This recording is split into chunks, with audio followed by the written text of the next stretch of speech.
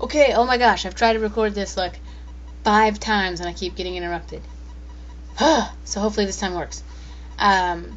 So I was saying that it's December 1st. Yay, it's December. Holy crap, it's December.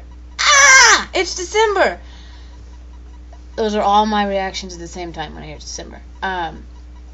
But we do a tradition where Grandma sends out Decembering packages, which are like holiday napkins and plates and candles and all this, little clocks that sing Christmas carols and stuff for December 1st. It's called Decembering, and it's really cute, and we just had a whole gathering and opened it up, and I got a clock that sings Christmas carols.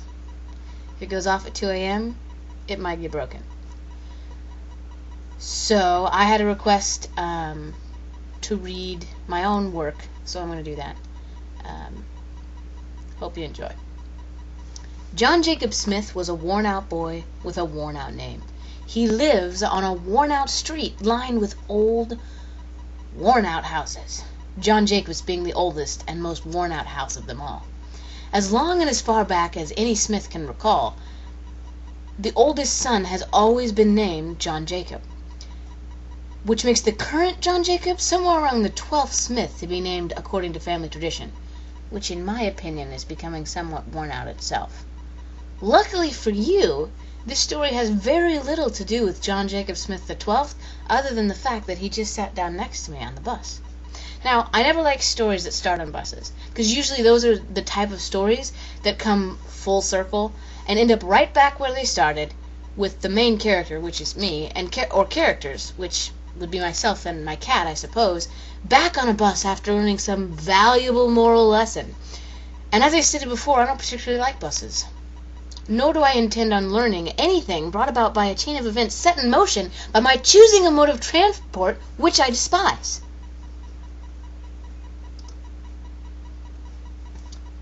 I suppose you're wondering why I'm on a bus, seeing as I don't like them very much.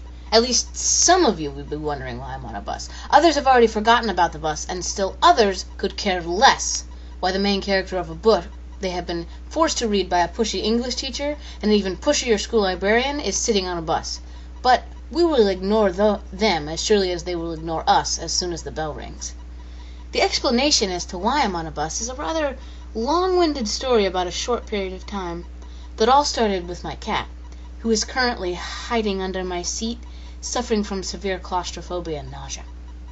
For some reason I have yet to discern, my cat, the one still under my seat, sinking his claws into my high tops, in sheer terror, chased a butterfly onto this bus about an hour ago. We were at the park until the ferocious beast decided to hunt a butterfly.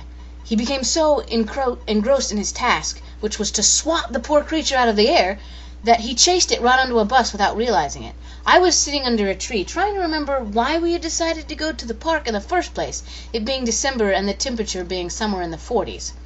The answer to that question still eludes me.